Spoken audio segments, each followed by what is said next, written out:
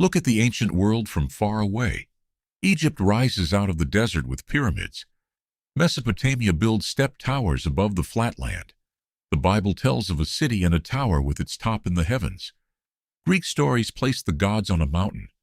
Mesoamerican cities lift temples into the sky. Sacred places appear again and again on high ground. Different people, different languages, different gods, different continents, and yet the same movement keeps returning, upward. That detail matters. Ancient people did not only build high because high places were impressive. They did not only build upward because rulers wanted to be remembered. They were doing something deeper. They were turning architecture into a map of reality. To the ancient imagination, the world was not flat in the modern sense. It was layered. There was the world above. There was the world below, and human life stood somewhere in the middle. Heaven was not only a distant place, it was the realm of order, light, gods, judgment, blessing, and meaning. The earth was the realm of cities, fields, kings, families, labor, and death, and between them there had to be a meeting point. That is why mountains mattered. That is why temples mattered. That is why towers mattered. That is why pyramids mattered. Most people see ancient monuments and ask how they were built, but the deeper question is why they had to rise. Why did so many civilizations build mountains to heaven? At first, that sounds strange. A mountain is not something people build. A mountain is something the earth already gives. But once you see the pattern, the ancient world begins to open. If there was no mountain, they built one. If the gods lived above, they raised stone toward the sky. If heaven seemed too far away, they created a place where heaven and earth could almost touch.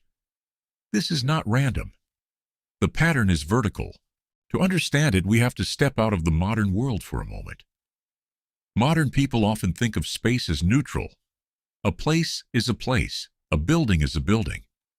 Height is simply height. But ancient people often saw space as meaningful. The east could mean birth. The west could mean death. The center could mean order. The border could mean danger. A river could divide worlds. A desert could become a place of testing. A mountain could become a doorway. Height was never just height. Height was meaning.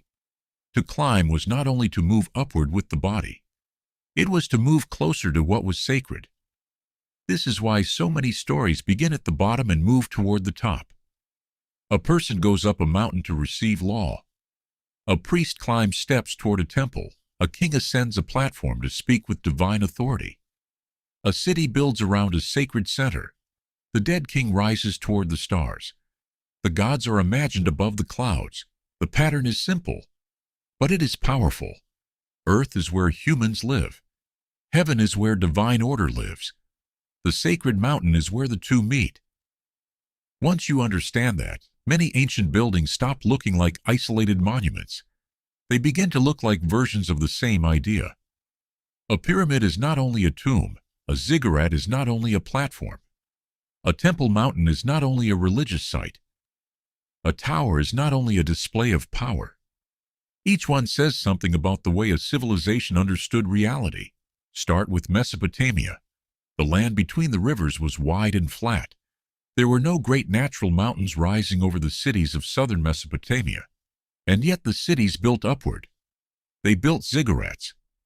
A ziggurat was a step temple tower. It rose in layers. Broad at the bottom. Narrower near the top. A sacred staircase of brick and height. To modern eyes, it can look like an early skyscraper. But that misses the point. The ziggurat was not built as an office. It was not built for ordinary human activity. It was a sacred structure, a raised place, a temple platform, a man-made mountain in a land without mountains. That detail matters. The gods were understood as dwelling above. So the city raised a sacred height inside itself. The ziggurat became the point where the divine world could descend, and the human world could approach. The city was built around the sacred center. The temple rose above the city, and the top of the temple pointed beyond the city. This is the pattern, not escape from earth. connection between earth and heaven. In Babylon, this pattern became especially powerful. The city itself was not only a political capital, it was imagined as a cosmic center, a place where earthly rule and divine order met. The tower was a statement, not only of engineering, but of meaning. Here is earth. Here is heaven. Here is the place between them. And then, in the Hebrew Bible, this same image appears in a different tone. The story of Babel is brief, but it is one of the most important tower stories in human memory. People gather in one place, they make bricks, they build a city, and they build a tower with its top in the heavens. They say, "Let us make a name for ourselves." Most people remember Babel as a story about languages, and it is. But before the languages are scattered, there is a building, a city, a tower, a name, a rise toward heaven. That order matters. The problem is not simply that the tower is tall. The ancient world had many sacred heights. The problem is what the tower is trying to do. Babel is upward movement without humility. It is ascent without surrender. It is the human desire to seize heaven, control meaning, and secure a name. The same vertical pattern appears, but now it has a warning inside it. A sacred mountain can be a meeting place. A tower can also become a monument to human self-exaltation. The issue is not height. The issue is the reason for rising. This is why Babel is so powerful. It does not reject the idea that heaven and earth can meet.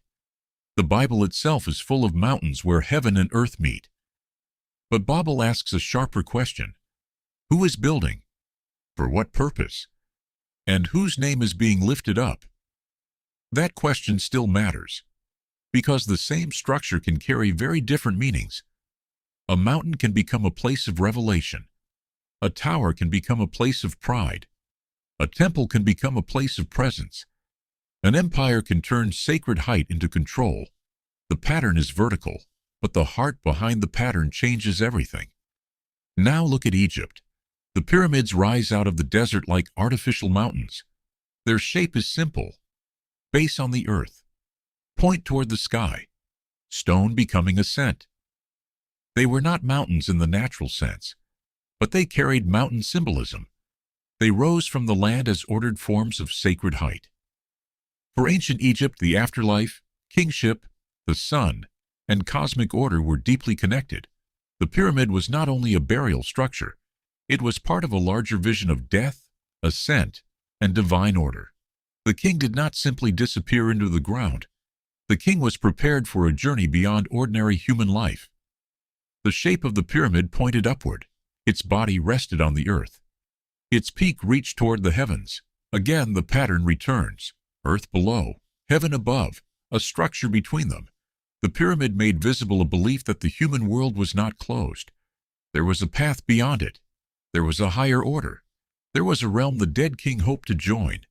And it is important not to flatten this into one simple explanation. Ancient Egypt changed over time. Pyramids carried different meanings across dynasties and context, but the upward symbolism remains hard to miss. The monument rises because the story rises. This is not just stone, it is theology and architecture. Then look across the ocean, to Mesoamerica.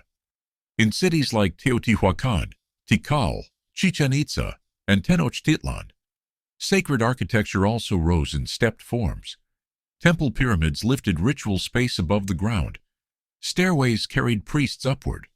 Ceremonies took place on raised platforms. The city itself often reflected cosmic order. Again, we should be careful. These cultures were not the same. Maya, Mexica, and other Mesoamerican civilizations had distinct histories, languages, rituals, and gods. But the pattern is still visible. The sacred center rises. Steps climb toward a temple.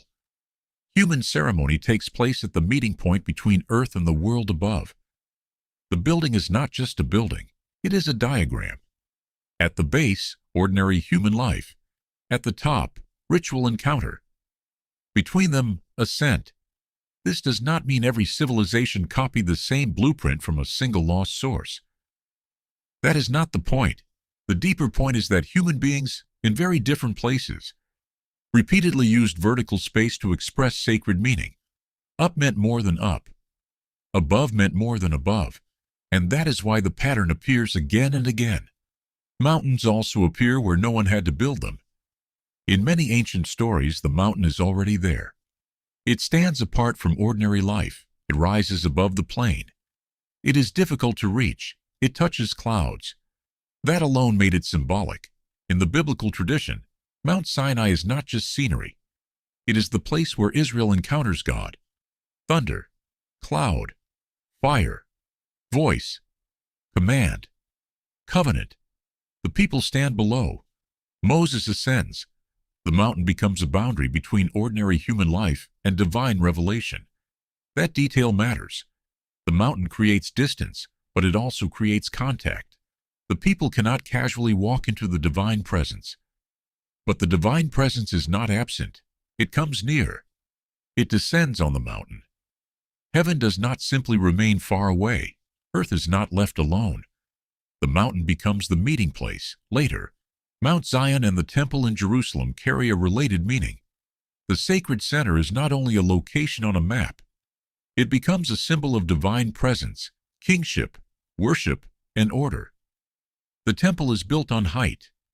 The city gathers around it. The people orient their imagination toward it. Again, the pattern is vertical, but it is also centered. The sacred place is above, but it is also at the heart of the world. This same idea appears in other traditions in different forms. In Greek imagination, Olympus is the home of the gods. It rises above ordinary human space. The gods look down.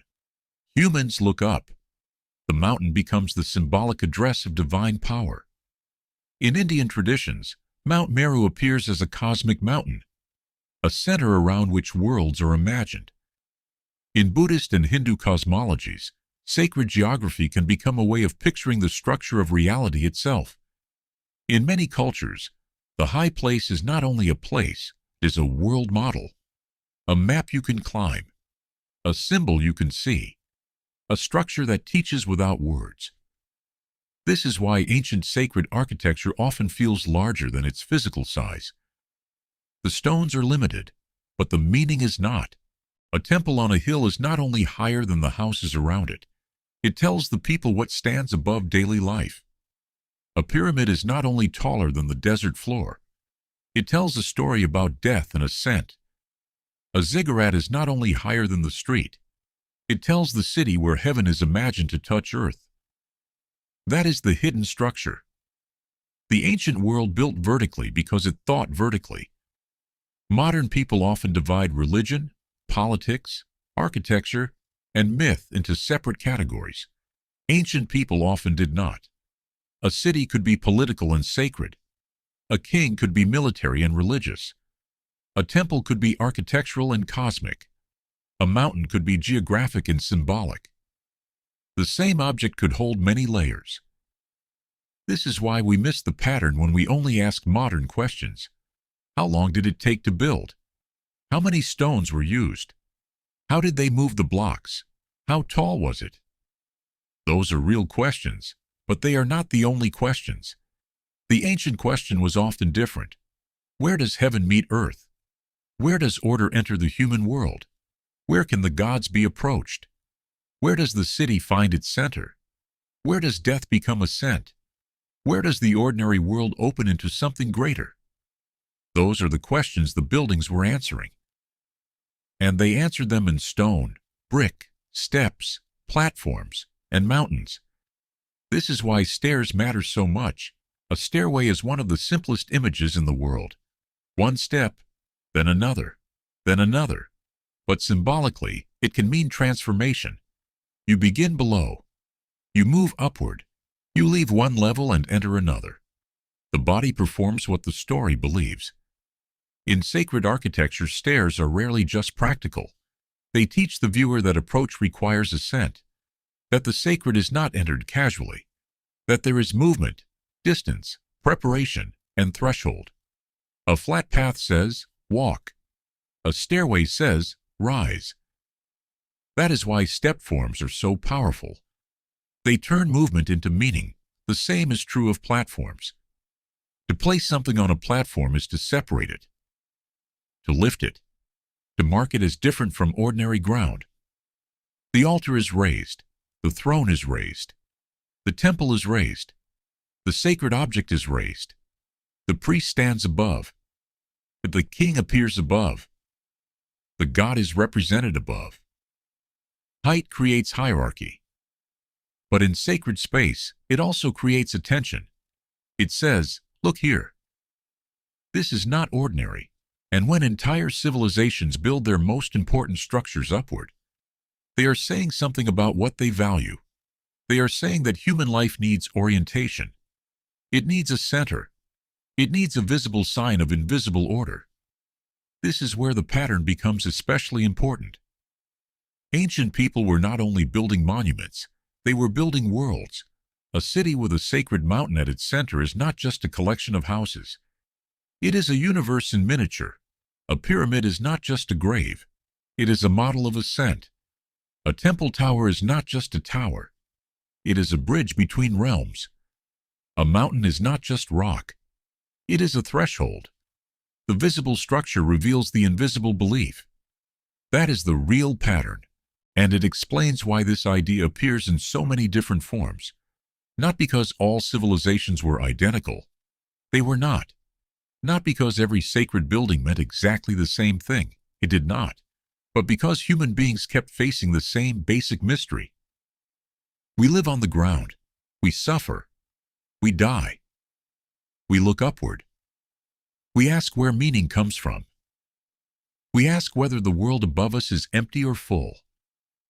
We ask whether there is order beyond chaos. We ask whether the human world can touch something greater than itself.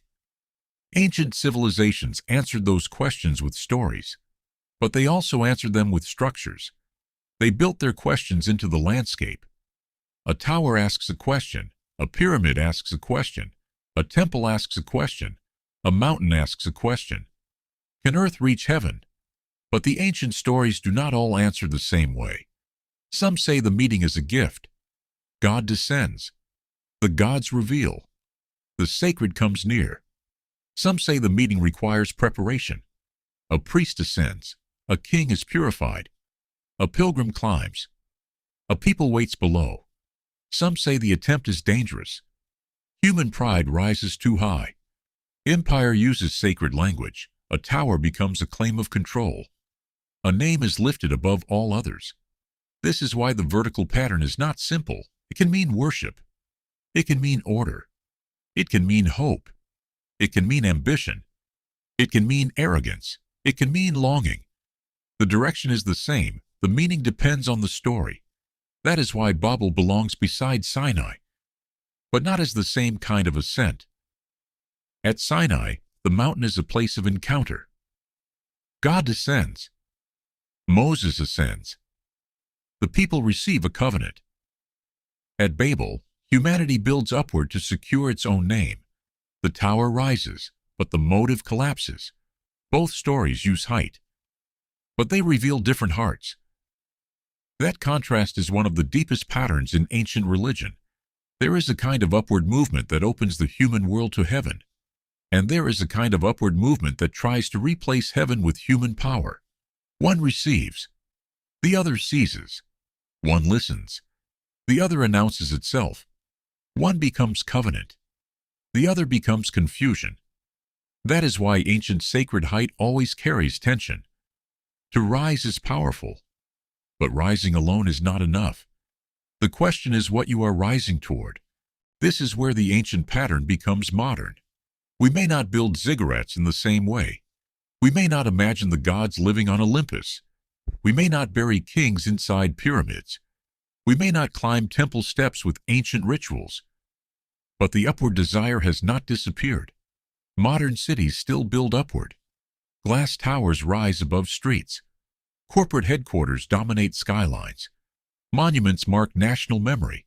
Technology promises transcendence. Personal ambition becomes a ladder. Success is described as rising. Failure is described as falling. Even our language still remembers the vertical pattern. We speak of climbing the social ladder, reaching the top.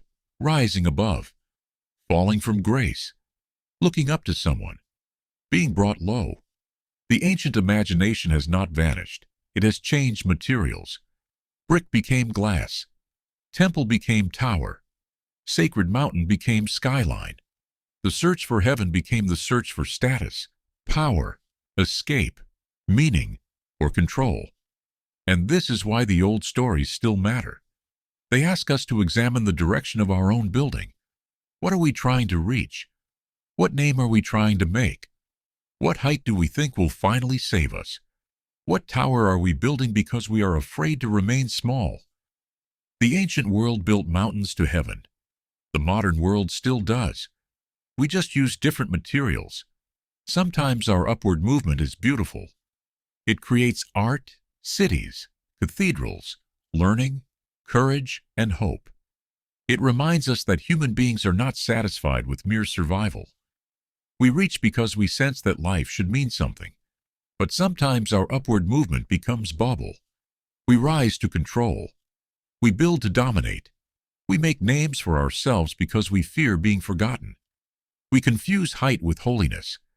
We confuse achievement with transcendence. That is the warning hidden inside the pattern. Not every mountain reaches heaven. Not every tower becomes sacred. Not every ascent brings wisdom. Some heights reveal the divine. Some heights reveal the human ego. The real question is not only what ancient people built. The real question is what their buildings reveal. They reveal that human beings have always lived between dust and sky. We are made of the earth, but we look upward. We build from below, but we dream of above. We stand in the middle, and we ask whether the world is open. That question is older than any empire, older than any temple, older than any stone cut from a quarry. It is the question behind the pyramid, the ziggurat, the sacred mountain, the tower, the temple, the skyline. Can the ordinary world touch the sacred? Ancient civilizations answered by building upward. They placed stone upon stone, step above step, platform above platform, until the earth itself seemed to rise. And whether they were seeking gods, order, immortality, power, or meaning, they left behind the same visual confession. Human beings do not only live horizontally, we live vertically. We remember what is below us, we stand where we are, and we reach toward what is above. That is why ancient civilizations built mountains to heaven. Not because they were all the same, but because they were all human, and perhaps that is why we still understand them. When we stand before a pyramid, a temple, a tower, or a mountain, we do not only see the past, we see a question that still lives inside us. What are we building? Why are we rising? And what do we hope is waiting above?